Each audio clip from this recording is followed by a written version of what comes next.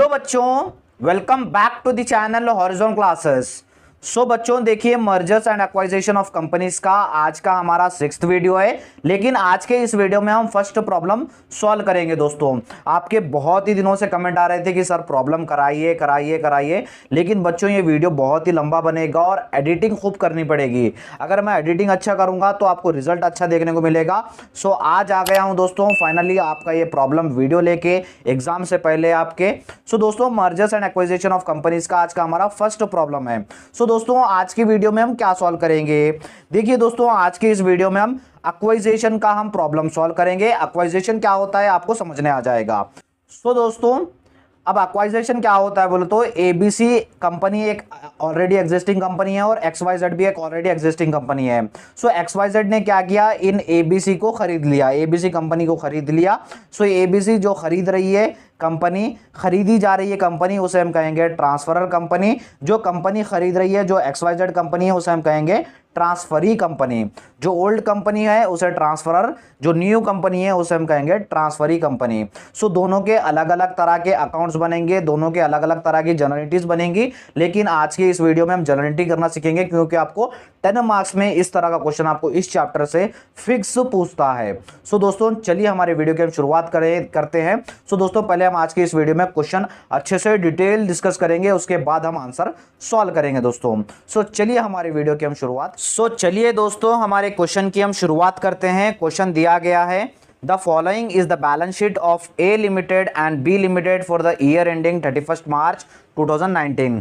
यहाँ पर आपको नीचे बैलेंस शीट दिया गया है ए कंपनी का एंड बी कंपनी का, दोनों कंपनी के बैलेंस शीट दिए गए हैं। दोस्तों आपने कई यूट्यूब वीडियोस देखे होंगे लेकिन आपको हर यूट्यूब वीडियो में ट्रेडिशनल बैलेंस शीट दिखा होगा, ट्रेडिशनल बैलेंस शीट के क्वेश्चंस दिखे होंगे। लेकिन दोस्तों आपको एनईपी में ट्रेडिशनल बैलेंस शीट नहीं पूछा जाएगा, आपको मॉडर्न बैलेंस शीट के क्वेश्चंस पूछे जाएंगे। सो ये लंबा वीडियो बनेगा, थोड़ा गौर से समझिएगा, एडिटिंग करने बहुत ही मेहनत लगेगी। सो मैं आपको स्टेप बाय स्टेप बहुत ही आसानी से समझाऊंगा। देखिए यहाँ पर बैलेंस शीट दिया गया है। बैलेंस शीट इसमें कैसी होती है, पहले चुप साफ साफ ऊपर ऊपर दिया जाता है बैलेंस शीट, उसके बाद नोट्स बोल के रहते हैं, नोट्स में अंदर डिटेल दिया जाता है बैलेंस शीट्स का। अब बैलेंस शीट में देखिए फर्स्ट है इक्विटी एंड लायबिलिटीज में देखिए फर्स्ट शेयर कैपिटल है। शेयर कैपिटल में फर्स्ट में 7,20,000 है और 4,70,000 बी लिमिटेड का है। अगर हम डिटेल नोट्स में देखेंगे तो शेयर कैपिटल देखिए इक्विटी शेयर्स है 10 रुपीज ईच के 5 लाख है और बी लिमिटेड के 3 लाख है। उसके बाद प्रीफरेंस शेयर्स देखेंगे 100 रुपीज ईच के है, ए लिमिटेड के 2,20,000 है और बी लिमिटेड के 1,70,000 है। अगर हम इसको टोटल करेंगे तो ए लिमिटेड का 7,20,000 और बी लिमिटेड का 4,70,000 आएगा। वैसे ही यहाँ पर मेन बैलेंस शीट में दिया गया है। उसके बाद सेकंड है रिजर्व्स एंड सरप्लस दिया गया है, ये भी नोट है यानी डिटेल अमाउंट इसका भी है। जब हम नोट्स में देखेंगे तो रिजर्व्स एंड सरप्लस में फर्स्ट है जर्नल रिजर्व है, जर्नल रिजर्व का अमाउंट दिया गया है। एक्सपोर्ट प्रॉफिट रिजर्व है, उसके बाद इन्वेस्टमेंट अलाउंसेस रिजर्व है और उसके बाद surplus in statement of profit and loss and profit है। यहाँ आपको सारा डिटेल गया है। इसका टोटल करें तो 1,55,000 ए का है और 1,05,000 बी का है। यहाँ पर मेन बैलेंस शीट में भी वैसा ही है। उसके बाद देखिए थर्ड देखिए नॉन करंट लायबिलिटीज के साइड देखिए लॉन्ग टर्म बोरोइंग्स है, लॉन्ग टर्म बोरोइंग्स यहाँ पर भी नोट दिया गया है 50,000 35,000 है। अगर नोट में देखेंगे तो डिबेंचर्स है 100 रुपीज ईच के, ए का है 50,000 और बी का है 35,000। ये हमारा मेन बैलेंस शीट में भी था। उसके बाद देखिए नेक्स्ट बैलेंस शीट में देखिए करंट लायबिलिटीज में ट्रेड पेबल्स है, यहाँ पर डायरेक्ट अमाउंट 45,000 और 35,000 दिया गया है। उसके बाद अदर करंट लायबिलिटीज है 20,000 के और 15,000 के। इसको अगर हम टोटल करेंगे तो 9,90,000 और 6,60,000 हमारा इक्विटी एंड लायबिलिटी साइड्स का हो गया। उसके बाद हम एसेट साइड देखेंगे। एसेट साइड में फर्स्ट देखिए फिक्स्ड एसेट्स, फिक्स्ड एसेट्स में भी नोट है 6,32,500 एक है, 3,60,000 एक है। अगर हम इसे डिटेल देखेंगे तो उसमें देखिए लैंड एंड बिल्डिंग है, प्लांट एंड मशीनरी है और फर्नीचर एंड फिटिंग्स है। इसका टोटल करें तो 6,32,500 3,60,000 इसका आया। उसके बाद देखिए मेन बैलेंस शीट में आ जाइए नॉन करंट इन्वेस्टमेंट्स है यानी इन्वेस्टमेंट्स 70,000 और 50,000 है। करंट एसेट्स में इन्वेंट्रीज दिया गया है, ट्रेड रिसीवेबल्स दिया गया है और कैश एंड कैश इक्विवेलेंट्स दिया गया है। इसका टोटल करें तो 9,90,000 और 6,60,000 हमारा एसेट साइड्स का भी आ गया। अब यहाँ तक क्या हो गई हमारी, यहाँ तक हमारी हो गई बैलेंस शीट, हमने डिटेल में डिस्कस किया। अब हमारे एडजस्टमेंट क्या कहते हैं। एडजस्टमेंट देखिए A limited takes over the B limited on 10th of April 2023। क्या कह रहा है, ए कंपनी ने बी कंपनी को खरीद लिया। उसके बाद the purchase consideration discharge as follows. Purchase consideration यानी कंपनी क्या क्या पे कर रही है शेयर्स में, वो आपको परचेस कंसिडरेशन में लिखना होता है। देखिए फर्स्ट इश्यू कर रही है 35,000 equity shares of 10 rupees each at a part to equity share holders of B limited. B limited के इक्विटी शेयर होल्डर्स को ए कंपनी में इक्विटी शेयर्स इशू कर रही है 35,000 इक्विटी शेयर्स 10 रुपीज ईच का। ये हमारा फर्स्ट एडजस्टमेंट। सेकेंड एडजस्टमेंट है issued 15% preference shares of 10 rupees each to discharge the preference share holders B limited at the 10% premium. Preference share holders जो A limited के थे उनको बी लिमिटेड में नए प्रेफरेंस शेयर होल्डर्स दे रही है with the premium of 10% के premium के साथ। थर्ड एडजस्टमेंट है the debenture holders of B limited will be converted into equivalent number of debentures of A limited. जो डिबेंचर्स है बी लिमिटेड के वो कन्वर्ट किए जा रहे हैं ए लिमिटेड में, यानी ए डिबेंचर्स जितने हैं उतने आपको ए लिमिटेड में मिल जाएंगे। उसके बाद देखिए the statutory reserve of B limited are to be maintain for 2 years के लिए स्टेचुटरी रिजर्व आपको मेंटेन करना है। क्या है हम आंसर करते हैं देखेंगे। उसके बाद देखिए यू आर रिक्वायर्ड को आपको क्या क्या कैलकुलेट करना है। आपको फर्स्ट कैलकुलेट करना है closing entries in the books of B limited, यानी आपको यहाँ पर जनरल एंट्रीज रिकॉर्ड करने हैं बी लिमिटेड में। उसके बाद देखिए opening entries and the opening balance sheet of A limited after amalgamation on the assumption that the amalgamation is the nature of the merger. और आपको जो कंपनी ने खरीदा है यानी ए लिमिटेड उसके ओपनिंग बैलेंस शीट आपको रिकॉर्ड करना है। उसके बाद आपको बैलेंस शीट भी रिकॉर्ड करना है। यहाँ पर टोटल आपको देखिए फर्स्ट तो आपको परचेस कंसिडरेशन तो कैलकुलेट करना ही होगा। उसके बाद जो बी लिमिटेड यानी ट्रांसफरर कंपनी के जनरल एंट्रीज आपको रिकॉर्ड करने हैं। उसके बाद ट्रांसफरी कंपनी यानी ए लिमिटेड में आपको जनरल एंट्रीज रिकॉर्ड करना है। उसके बाद ये सब हुए के बाद आपको बैलेंस शीट भी बनानी है। बहुत ही लेंथी आंसर है होगा, हम डिटेल में डिस्कस करेंगे। आपको 10 मार्क्स नहीं कटने चाहिए, इसलिए हम डिटेल से हम अपना आंसर शुरू करते हैं बच्चों। चलिए हमारे आंसर शुरू करते हैं। तो पहले हम परचेस कंसिडरेशन कैलकुलेशन कर लेते हैं। पहले परचेस कंसिडरेशन करेंगे तो हमारा लास्ट में जनरल एंट्रीज बनाना इजी हो जाएगा। सो परचेस कंसिडरेशन क्या होता है? परचेस कंसिडरेशन माने जो नई कंपनी पुराने कंपनी के शेयर होल्डर्स को पे करती है नए शेयर्स में in the form of shares, उसे हम कहेंगे परचेस कंसिडरेशन में हम सारा रिकॉर्ड करते हैं। देखिए एडजस्टमेंट पढ़ते हैं। एडजस्टमेंट में क्या कह रहा है? फर्स्ट एडजस्टमेंट देखिए issue 35,000 equity shares at 10 rupees each at a part to equity share holders of B limited. B limited के शेयर होल्डर्स को इक्विटी शेयर होल्डर्स को नए शेयर्स इशू कर रहा है। 35,000 इशू शेयर्स कर रहे हैं। एक शेयर का वैल्यू 10 रुपीज। आंसर की तरफ आ जाइए। इक्विटी शेयर्स है 35,000 इक्विटी शेयर्स इशू कर रहा है 10 रुपीज ईच में। अगर हम इसे कैलकुलेट करेंगे तो 3,35,000 आ जाएगा। 35,000 इंटू 10 करेंगे तो। उसके बाद देखिए सेकंड एडजस्टमेंट क्या दे रहा है? Issued 15% preference shares of 10 rupees each to discharge the preference shareholders of B Limited at 10% premium। क्या कह रहा है? प्रीफरेंस शेयर होल्डर्स इशू कर रहा है प्रीफरेंस शेयर होल्डर्स को कितने में? 10 रुपीज ईच में, और कितना? 10% प्रीमियम भी दे रहा है, यानी जो प्रीफरेंस शेयर होल्डर्स थे उनको 10% प्रीमियम दे रहा है। अब देखिए हमारे बैलेंस शीट में, देखिए बैलेंस शीट में प्रीफरेंस शेयर्स कितना है? 1,70,000 है। 1,70,000 है तो हम हमारा आंसर भी लिख लेते हैं। देखिए इन प्रेफरेंस शेयर कैपिटल 1,70,000 थे, 1,70,000 लिख दिए, और साथ में 10% प्रीमियम दे रहा है ना, 10% अमाउंट ज्यादा में इशू कर रहा है। सो 10% 1,70,000 का 10% कितना होता है? देखिए बच्चों 1,70,000 का अगर हम 10% देखेंगे तो 17,000 हो जाएगा। सो 1,17,000 प्लस 17,000 करेंगे तो 1,87,000 आ जाएगा। 3,50,000 प्लस 1,87,000 करेंगे तो 5,37,000 आपका परचेस कंसिडरेशन अमाउंट आ गया। ये बात याद रख लीजिए, 5,37,000 आ गया हमारा।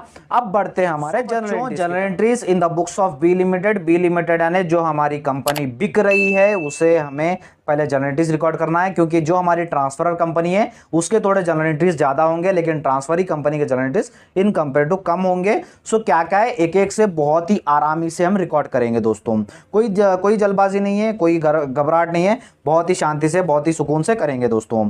देखिए फर्स्ट जनरल एंट्री, जो भी कंपनी के पास एसेट्स होगा पुरानी कंपनी के पास, वो एसेट सारा नई कंपनी ले लेगी। सो उसकी जनरल एंट्री क्या होगी? उसकी जनरल एंट्री होगी रियलाइजेशन अकाउंट डेबिट टू, जितना एसेट है वो एसेट चला जाएगा। एसेट तो हमारे क्वेश्चन में नहीं दिया गया था सर, क्वेश्चन में नहीं दिया गया था लेकिन बैलेंस शीट में तो है ना, बैलेंस शीट के सारे एसेट्स वो नई कंपनी ले लेगी। सो रियलाइजेशन अकाउंट डेबिट डाल दीजिए, उसके बाद वन बाय वन लिखते चलिए। अब देखिए मैं आपको क्वेश्चन भी विजिबल कर रहा हूं, विजिबल करे देखो। लैंड एंड बिल्डिंग कितना है, 1,55,000 है। आंसर में देखिए लैंड एंड बिल्डिंग 1,55,000 मैंने यहाँ पर लिख दिया। उसके बाद प्लांट एंड मशीनरी क्वेश्चन में 1,70,000 है। आंसर में प्लांट एंड मशीनरी 1,74,000 मैंने लिख दिए। उसके बाद क्वेश्चन में फर्नीचर एंड फिटिंग्स है 35,000 के, मैंने आंसर में फर्नीचर एंड फिटिंग्स 35,000 लिख दिए। उसके बाद देखिए क्वेश्चन में आपके नॉन करेंट इन्वेस्टमेंट में देखिए 50,000 है, मैंने आंसर में इन्वेस्टमेंट डाल दिया, 50,000 मैंने लिख दिया। उसके बाद देखिए आपके बैलेंस शीट में इन्वेंट्रीज बोल के है, इन्वेंट्रीज को हम स्टॉक भी कहते हैं, मैंने स्टॉक लिख दिया, 95,000 मैंने यहाँ पर लिख दिए। उसके बाद देखिए आपके क्वेश्चन में ट्रेड रिसीवेबल्स है, बैलेंस शीट में अमाउंट है 1,03,000। ट्रेड रिसीवेबल्स को हम डेटॉर्स भी कहते हैं, आपके इजी के लिए मैंने लिख दिया डेटॉर्स 1,03,000 मैंने यहाँ पर लिख दिए। उसके बाद देखिए आपके बैलेंस शीट में कैश एंड कैश इक्विवेलेंट्स है 52,000, मैंने यहाँ पर कैश बैंक डाल के बैंक में हमारे 52,000 बच गए हैं। देखिए अगर हम इसको टोटल करेंगे बच्चों तो आपको 6,60,000 आएगा। मैं 2-3 बार टोटल करा हूं, 6,60,000 हमारा आंसर आएगा। अगर मैं स्टेप बाय स्टेप कैलकुलेट कर लेते बैठा तो वीडियो बड़ा बनेगा। अब इसको पूरा को कैलकुलेट कर लीजिए। 6,60,000 के कंपनी के पास एसेट्स बच रहे हैं, जो एसेट्स ए कंपनी खरीद रही है बी कंपनी के पास। अब ये हमारी जनरल एंट्री होगी, रियलाइजेशन अकाउंट डाल दिया, उसके बाद सारे अकाउंट हमने क्रेडिट कर दिए।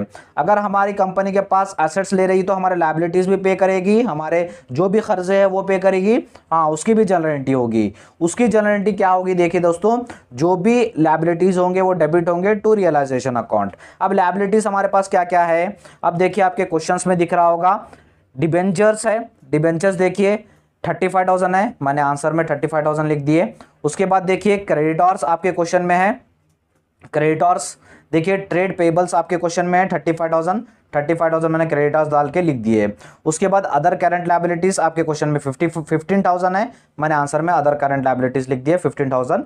ये हमारे सारे लायबिलिटीज हो गए, यानी हमारे पास कर्जा है, हमें देना है दूसरों को, ये कंपनी को देना है, बी कंपनी को देना है। सो ये कंपनी सारा पे कर रही है, इन तीनों को अगर हम टोटल करेंगे तो 85,000 हमारा आंसर आएगा।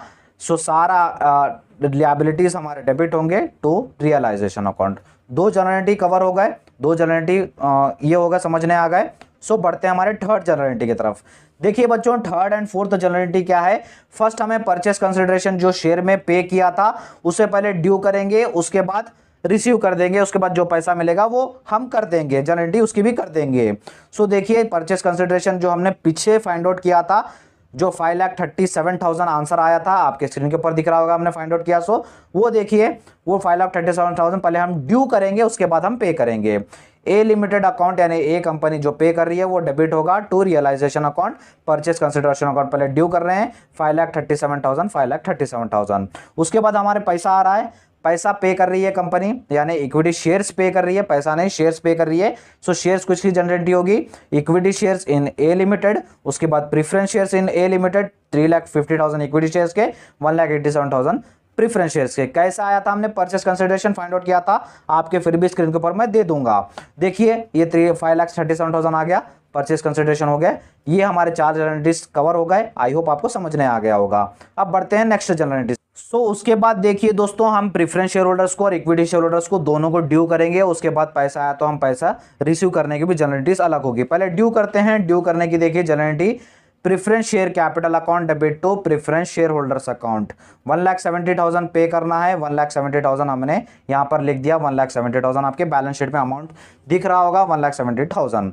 उसके बाद देखिए कंपनी ने एडजस्टमेंट में कहा था कि कंपनी प्रीमियम भी पे करेगी, प्रीमियम 10% प्रीमियम पे करेगी, 10% 1,70,000 का 17,000 होगा। उसकी जनरल एंट्री होगी realization account debit to preference share holder account, 17,000 आ गया, यहाँ पर हमने ड्यू कर दिया। उसके बाद देखिए मेन है हमारा equity share holders. Equity share holders कौन होते हैं, इक्विटी शेयर होल्डर्स कंपनी के ओनर्स होते हैं, कंपनी को फायदा हो कंपनी को लॉस हो यही सारा उनका कंपनी का रहता है, ओनर्स रहते हैं। अब देखिए एक एक से डिस्कस करेंगे इनका सारा अमाउंट कितना होगा। देखिए इक्विटी शेयर कैपिटल आपके बैलेंस शीट में 3 लाख है, 3 लाख मैंने यहाँ पर लिख दिया। उसके बाद देखिए जनरल रिजर्व आपके बैलेंस शीट में 25,000 है, मैंने यहाँ पर जनरल रिजर्व डाल के 25,000 लिख दिए। उसके बाद देखिए एक्सपोर्ट प्रॉफिट रिजर्व आपके क्वेश्चन में कितना है 20,000 है, मैंने आंसर में लिख दिया 20,000। उसके बाद आपके क्वेश्चन में इन्वेस्टमेंट अलाउंसेस रिजर्व है 10,000, वो हमने आंसर में इन्वेस्टमेंट अलाउंस रिजर्व डाल के 10,000 लिख दिए। उसके बाद आपके क्वेश्चन में सरप्लस है यानी प्रॉफिट है 50,000, हमने यहाँ पर profit statement of P&L account डाल के 50,000 लिख दिया। अगर हम इसको चारों पांचों को टोटल करेंगे तो हमारा 4,05,000 हमारा आंसर आएगा, यानी टोटल अमाउंट इनको आना चाहिए 4,05,000 इनको आना चाहिए, यानी 4,05,000 इक्विटी शेयर होल्डर्स को आना चाहिए। अब हमने ड्यू कर दिया, प्रेफरेंस शेयर होल्डर्स को ऊपर ड्यू किया, उसके बाद समय में हमने इक्विटी शेयर होल्डर्स को ड्यू किया। अब पैसे मिल गए तो पैसे मिल गए तो उसकी भी जनरलिटी होगी। उसकी क्या जनरलिटी होगी देखिए, पहले प्रेफरेंस शेयर होल्डर्स का लिख देते हैं। Preference share holders account debit to preference share account, इसकी ये जनरलिटी होगी preference share holders account debit to preference share account. ये हो गया इसकी अकाउंट, इसका अमाउंट हमें मिल गया 1,87,000 मिल गया। उसके बाद इक्विटी शेयर होल्डर्स का देखिए, equity share holders debit account to equity share in A limited, यहां पर मिल रहे हैं 3,50,000। 3,50,000 कैसे मिल रहे हैं, हमने परचेस कंसिडरेशन फाइंड आउट किया था। फर्स्ट एडजस्टमेंट क्या कह रहा है, इक्विटी शेयर होल्डर्स तो 35,000 इक्विटी शेयर होल्डर्स इंटू 10 करे तो 3,50,000 आया था। 3,50,000 आया, 3,50,000 हमने यहाँ पर पुट कर दिया, 3,50,000 हमने यहाँ पर पुट कर दिया। लेकिन हमारे कितने आना था, लेकिन हमें आना था 4,05,000 आना था, लेकिन मिल रहे हैं 3,50,000। तो इसकी भी एक जनरेटिव बनेगी। देखिए कितना का लॉस हो रहा है, 4,05,000 अगर हमें रिसीव होना है इक्विटी शेयर होल्डर्स को, लेकिन रिसीव हो रहे हैं 3,50,000 रिसीव हो रहे हैं, तो हमारे इक्विटी शेयर होल्डर्स को कितना घाटा हो रहा है, 55,000 का घाटा हो रहा है, यानी लॉस हो रहा है। इसकी भी जनरेटिव होगी, इसकी भी जनरेटिव रिकॉर्ड करते हैं। देखिए दोस्तों लॉस हुआ सो भी उसकी भी जनरेटिव रिकॉर्ड होगी। Equity share holders account debit to realization account 55,000 हमने यहाँ पर रिकॉर्ड कर दिया। देखिए दोस्तों आपको जनरेटिव ये सारा रिकॉर्ड करना है, अगर एक भी जनरेटिव मिस हो गई तो समझ लीजिए आपको आंसर्स, आपको पूरा मार्क्स नहीं मिलेंगे। फर्स्ट हमने क्या क्या किया, फर्स्ट हमने जनरेटिव क्या रिकॉर्ड की, फर्स्ट हमने जनरेटिव रिकॉर्ड की जो एसेट्स हमारी कंपनी के पास से ले जा रहे हैं वो हमने रिकॉर्ड किया। उसके बाद लायबिलिटीज पे किए सो हमने रिकॉर्ड किया, परचेस कंसिडरेशन ड्यू किया, परचेस कंसिडरेशन पे किया, प्रेफरेंस शेयर होल्डर्स को ड्यू किया, उसके बाद प्रीमियम जो मिला था उसको ड्यू किया, उसके बाद इक्विटी शेयर होल्डर्स को ड्यू किया, प्रेफरेंस शेयर होल्डर्स के पैसे मिल गए वो हमने अकाउंट क्लोज कर दिया, इक्विटी शेयर होल्डर्स के पैसे मिल गए वो हमने अकाउंट क्लोज कर दिया। उसके बाद जो हमें लॉस आया था वो हमने 10th में रिकॉर्ड कर लिया। ये सारे ट्रांजैक्शन आपको ट्रांसफरर कंपनी यानी AB लिमिटेड में आपको सारा ये सब रिकॉर्ड करना होगा। आई होप आपको यहां तक आपको समझने आ गया होगा। ये सिर्फ हमारा एक पार्ट हो गया, अभी आपको सेकंड पार्ट यानी जो नई कंपनी है उसके भी बैलेंस शीट आपको देखनी है दोस्तों। सो चलिए वो नेक्स्ट स्टेप है हमारा journal entries in the books of A limited यानी in the books of transferee company limited.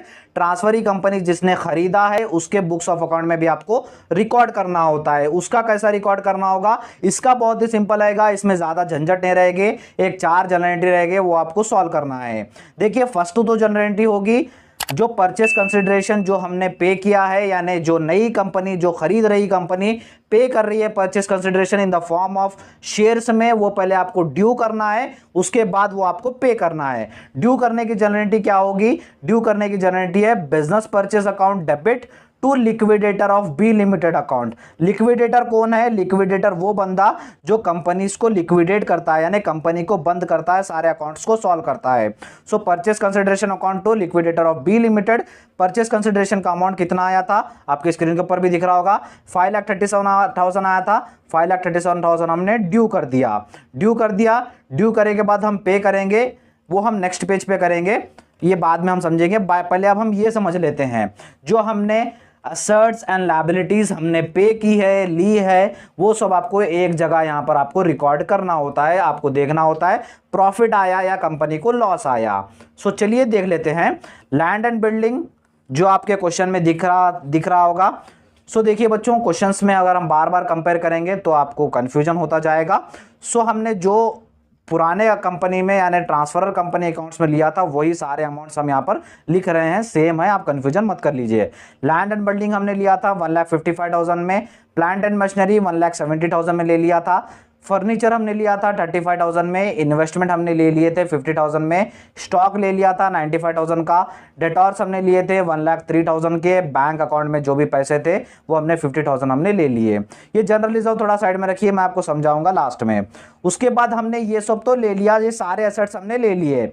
हमने लायबिलिटीज भी पे किए हैं। लायबिलिटीज क्या क्या पे किए हैं देखिए, लायबिलिटीज हमने डिबेंचर्स हमने पे किए 35,000 के। उसके बाद क्रेडिटर्स हम पे कर रहे हैं 35,000 के, अदर लायबिलिटीज 15,000 के, एक्सपोर्ट प्रॉफिट रिजर्व जो जनरल रिजर्व में थे आपको वो भी हम पे कर रहे हैं 20,000, इन्वेस्टमेंट अलाउंसेस 10,000 कर रहे हैं, statement of profit and loss account 50,000, और यहाँ पर आपको बिजनेस परचेज भी लेना होता है, यानी कितने में आपने शेयर्स खरीदे यानी शेयर्स अपने दिए हैं, तो उसके 5,37,000 आपको लेना होता है। अब देखिए हम इसको क्या करेंगे, हम इसको दोनों को कैलकुलेट करेंगे, डिफरेंस क्या आ रहा है वो देखते हैं, क्या ज़्यादा हो रहा है देखते हैं। देखिए दोस्तों पहले हम कर लेते हैं असेट्स का। असेट्स का देखिए 1,50,000, उसके बाद 35,000, उसके बाद 50,000, 95,000, 1,03,000, 52,000, कितना आया 6,60,000 आया। हम यहाँ पर 6,60,000 नीचे लिख लेते हैं।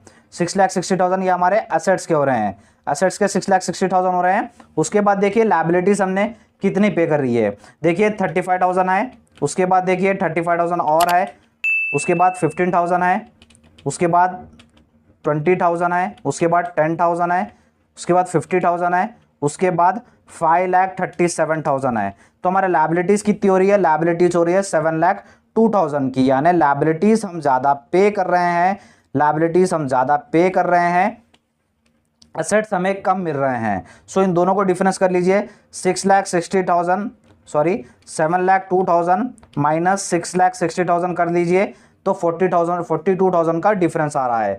42,000 क्या हो गया हमारा, जनरल रिजर्व हो गया, जनरल रिजर्व हो गया हमारा 42,000। सो दोस्तों यहाँ पर हमने क्या किया, हमें एसेट्स कम पैसे के मिले हैं, यानी ए लिमिटेड ट्रांसफरी कंपनी को कम पैसे के यानी 6,60,000 के मिले हैं, और लायबिलिटीज हमारे ज़्यादा है 7,02,000 के। इन दोनों को अगर हम डिफरेंस करेंगे तो 42,000 का डिफरेंस आ रहा है। 42,000 हमने डेबिट करना है, क्योंकि दोनों को हमें टैली करना है, दोनों को हमें 7,02,000 का बनाना है। सो इसलिए हमें टैली करना है, टैली करें तो हमें 42,000 का डिफरेंस आ रहा है। 42,000 हमें एक लाइन स्पेस छोड़ के जनरल रिजर्व अकाउंट बोल के 42,000 यहाँ पर लिख देने हैं। यहाँ पर हमें एसेट्स कम हुए, लायबिलिटीज ज़्यादा हुए, तो जनरल रिजर्व आ गया। अगर जब एसेट्स ज़्यादा होंगे लायबिलिटीज कम होंगे तो उसकी जनरलिटी क्या होगी वो हम नेक्स्ट क्वेश्चन में वो ही पढ़ने वाले हैं। सो सिर्फ यहाँ अब तक समझ लीजिए, एसेट्स कम हो रहे हैं, लायबिलिटीज ज़्यादा हो रही, तो जनरल रिजर्व एक एंट्री आ रहा है 42,000 का, इसलिए हाईलाइट होने के लिए मैंने यहां पर रेड पेन का लिख लिया। यहां पर हमने दो जनरलिटीज रिकॉर्ड कर लिए, एक तो हमने परचेस कंसिडरेशन ड्यू रिकॉर्ड कर लिया, दूसरा हमने ये सारे ट्रांजैक्शन हमने रिकॉर्ड कर लिए। दो जनरलिटीज हो गए, आई होप समझने आ गया होगा यहां तक। अब बढ़ते हैं हमारे थर्ड जनरलिटी की तरफ। सो देखिए दोस्तों थर्ड जनरलिटी क्या है, थर्ड जनरलिटी जो हमने परचेस कंसिडरेशन ड्यू किया था वो परचेस कंसिडरेशन हम यहां पर पे कर रहे हैं। पे कैसे कर रहे हैं, पे का हमारा लिक्विडेटर ऑफ बी लिमिटेड ये हमारा डेबिट हो जाएगा, लिक्विडेटर को हम पे कर रहे हैं। प्रेफरेंस शेयर्स में हमने 1,87,000 पे कर रहे हैं और इक्विटी शेयर्स में 3,50,000 पे कर रहे हैं। इन दोनों को टोटल करें तो 5,37,000 हमने परचेस कंसिडरेशन में हमने पे कर दिया। उसके बाद लास्ट जनरलिटी देखिए, आपको एक एडजस्टमेंट दिया गया था, आपके स्क्रीन के ऊपर भी विजिबल हो रहा होगा। The debenture holder of B limited will be converted into equivalent number of debentures of A limited, यानी जो बी लिमिटेड में डिबेंचर्स थे उनको हम ए लिमिटेड में जितने डिबेंचर्स थे उतने डिबेंचर्स हम दे देंगे। अब बैलेंस शीट में डिबेंचर्स कितने हैं, अब बैलेंस शीट में डिबेंचर्स 35,000 के हैं, तो वही 35,000 हमें यहाँ पे करना है। Debentures in B limited account debit to debentures in A limited account, ये हमने कन्वर्ट कर दिया 35,000 के। यहां पर सिर्फ हमारी 4 जनरलिटी रिकॉर्ड हो गई है, इसके बाद आपको जनरलिटी रिकॉर्ड नहीं मिलेगी। सो दोस्तों आई होप आपको ये भी जनरलिटी समझने आ गए होंगे। ये थोड़ा लंबा वीडियो बन रहा है लेकिन आप इसमें कंफ्यूजन मत करें, आपके 10 मार्क्स आपके हाथ में है। आपको या तो फिर generalities in the books of transferee company पूछा जाता है या तो फिर generalities in the books of transferor company पूछा जाता है। ये हमने 2 कॉन्सेप्ट क्लियर कर दिए। अब तीसरा कॉन्सेप्ट और हमारा मेन कॉन्सेप्ट आपको बैलेंस शीट बनाना है। बैलेंस शीट आपको बनाना है। बैलेंस शीट कैसे बनती है देखते हैं। जो क्वेश्चन में बैलेंस शीट दिया गया है वो बैलेंस शीट दो कंपनीज के थे, लेकिन यहां पर जो हमें आंसर में बनाना है वो जब एक्वाइजेशन कर ले रही है कंपनी, खरीद ले रही है, तो दोनों के बैलेंस शीट मिला के एक ही बैलेंस शीट बनानी है जो हमारे ए कंपनी की है। सो चलिए कर लेते हैं। पहले बैलेंस शीट बनाने से पहले हम नोट्स कवर कर लेते हैं। अगर नोट्स कवर कर लेंगे तो हमें बैलेंस शीट बनाने में बहुत ईजी होगा। देखिए शेयर कैपिटल हम कवर कर लेते हैं। शेयर कैपिटल देखिए पुराने बैलेंस शीट में इक्विटी शेयर्स कितने हैं। इक्विटी शेयर्स देखिए ए लिमिटेड के 5 लाख है, 3 लाख हमें नहीं लेना है बी लिमिटेड के, क्योंकि हमें नए इक्विटी शेयर होल्डर्स का अमाउंट मिला था 3,50,000 जो परचेस कंसिडरेशन में मिला था। सो अमाउंट 5 लाख प्लस 3,50,000 करेंगे तो 8,50,000 आएगा इक्विटी शेयर्स का। उसके बाद देखिए, उसके बाद नेक्स्ट देखिए प्रेफरेंस शेयर्स का। देखिए प्रेफरेंस शेयर्स हमें नए कंपनी में कितने दिए थे, जो बी लिमिटेड जो कन्वर्ट हो गए हैं वो 1,87,000 के थे। परचेस कंसिडरेशन में 1,87,000 हमने लिखा था, 1,87,000 हम यहां पर लिख रहे हैं। उसके बाद अगर ए लिमिटेड के पुराने बैलेंस शीट में देखेंगे तो ए लिमिटेड के 2,20,000 है। सो 2,20,000 प्रेफरेंस शेयर्स हम लिख देंगे। अगर हम तीनों को टोटल करेंगे, तीनों को टोटल 8,50,000, 1,87,000, 2,20,000 ये तीनों करेंगे तो 12,57,000 हमारा आंसर आएगा बच्चों। उसके बाद देखिए नोट 2 देखिए। नोट 2 अपना रिजर्व्स एंड सरप्लस है। रिजर्व्स एंड सरप्लस आपकी क्वेश्चन के बैलेंस शीट में देखिए reserves and surplus B limited का तो चला जाएगा पूरा रिजर्व। उसके बाद देखिए ए लिमिटेड का जो जनरल रिजर्व है 50,000 है। 50,000 में से हमें 42,000 का लॉस आया था नई कंपनी बनाने से। जो हमारा जनरल रिजर्व आया था 42,000 का, 42,000 का डिफरेंस आ रहा था। मैं आपको स्क्रीन के ऊपर शेयर कर दूंगा।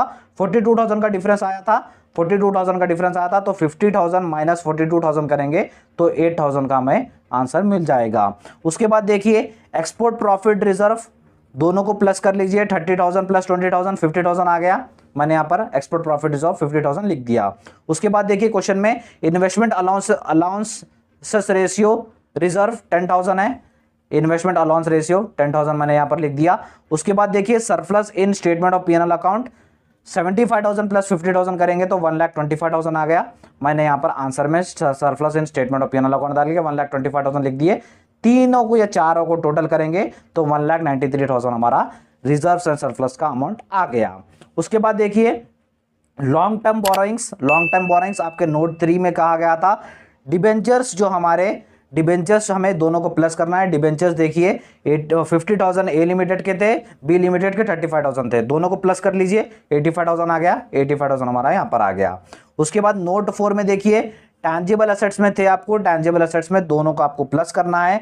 लैंड एंड बिल्डिंग 2,50,000 प्लस 1,55,000 करेंगे तो 4,05,000 आएगा। 4,05,000 मैंने यहाँ पर लिख दिए। प्लांट एंड मशीनरी 3,25,000 है प्लस 1,70,000 करेंगे तो यहां पर प्लांट एंड मशीनरी मैंने लिख दिया 4,95,000 हमारा आएगा। उसके बाद फर्नीचर एंड फिटिंग्स का देखिए क्वेश्चन में 57,500 प्लस 35,000 है। इन दोनों को अगर हम टोटल करेंगे तो 92,500 हमारा आंसर आएगा। अगर हम इन तीनों को टोटल करेंगे तो 9,92,500 हमारा आ गया। नोट्स के अमाउंट आ गए। नोट्स में देखिए शेयर कैपिटल 12,57,000 आएगा, यही हम कॉपी करेंगे। उसके बाद रिजर्व्स एंड सरप्लस 1,93,000 आ गया, ये भी हम कॉपी करेंगे। लॉन्ग टर्म बोरोइंग्स 85,000 आ गया। टैंजिबल एसेट्स 9,92,500 आ गया। अब बढ़ते हैं हमारे मेन बैलेंस शीट की तरफ। तो दोस्तों अमलगमेशन करने के बाद बैलेंस शीट की हमारी हालत ये है। अब इक्विटी एंड लायबिलिटीज में देखिए शेयर कैपिटल जो हमने सॉल्व किया 12,57,000 मैंने यहां पर लिख दिया। रिजर्व्स एंड सरप्लस 1,93,000 मैंने यहां पर लिख दिया। उसके बाद लॉन्ग टर्म बोरोइंग्स मैंने 85,000 हमने नोट 3 में कराया था, नोट 3 में हमने लिख दिया। अब देखिए ट्रेड पेबल्स। ट्रेड पेबल्स का देखिए आपके क्वेश्चन में देखिए ए का 45,000 है, बी का 35,000 है, दोनों को प्लस करेंगे तो 80,000 हो रहा है।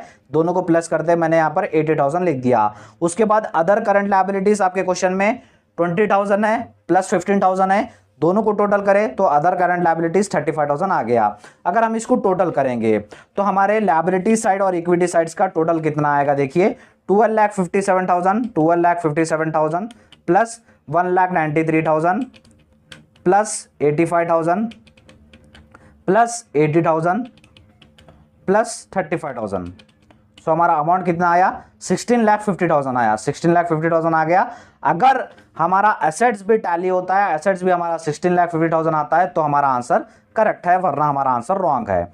उसके बाद देखिए एसेट्स टाइप में, फिक्स एसेट्स में टैंजिबल एसेट्स का जो हमने सॉल्व किया था, यहाँ पर जो हमने सॉल्व किया था टैंजिबल एसेट्स 9,92,500, वही हमने 9,92,500 लिख दिया। उसके बाद अब देखिए क्वेश्चन में देखिए नॉन करंट इन्वेस्टमेंट है, नॉन करंट इन्वेस्टमेंट 70,000 प्लस 50,000 करेंगे तो 1,20,000 आएगा। सो नॉन करंट इन्वेस्टमेंट 1,20,000 लिख दिए। उसके बाद देखिए करंट असेट्स में इन्वेंटरीज है, इन्वेंटरीज 1,25,000 प्लस 95,000 करेंगे तो 2,20,000 आएगा। 2,20,000 मैंने यहाँ पर लिख दिया। ट्रेड रिसीवेबल्स 90,000 प्लस 1,03,000 है, 1,03,000 प्लस 90,000 है। हम आंसर में ट्रेड रिसीवेबल दोनों को टोटल करके 1,93,000 आ गया। उसके बाद कैश देखिए 72,500 प्लस 52,000 है, उसको टोटल करेंगे तो 1,24,500 आएगा। वही कैश हमने यहाँ पर लिख दिया 1,24,500। अगर हम यहाँ पर पांचों का टोटल करेंगे, अगर हमारा आंसर टैली हुआ तो हमारा आंसर राइट है।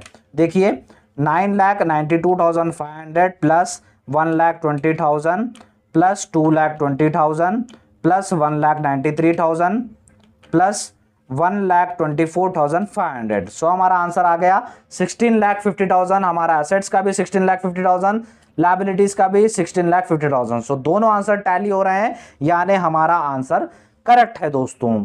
सो दोस्तों मैंने इतना लंबा वीडियो बनाया है, आई होप आपको समझने आ गया होगा। इसमें आई होप मैंने पूरा टोटल आपको पूरा समझा दिया। अगर आपको एक्वाइजेशन का आपको अगर क्वेश्चन में पूछा जाए, अगर आपको एग्जाम में पूछा जाए तो एक्वाइजेशन में आई होप आपको डाउट नहीं रहेगा। सो दोस्तों ये था हमारा आज का वीडियो। आई होप आपको आज का वीडियो अच्छा लगा होगा दोस्तों। और दोस्तों मैं advance corporate accounting syllabus start किया था BCom 4th same NEP syllabus के लिए, जिसके प्लेलिस्ट का लिंक मैं आपको डिस्क्रिप्शन बॉक्स में दे दूंगा, जहां पर आपको एक ही जगह पूरी एक सब्जेक्ट की क्लासेस मिल जाएंगी। वहां पर आप जाकर देख लीजिएगा। वीडियो अच्छा लगा तो वीडियो को लाइक कर दीजिए, चैनल को सब्सक्राइब कर लीजिएगा और अपने फ्रेंड्स के साथ भी शेयर कीजिएगा। थैंक यू सो मच बच्चों।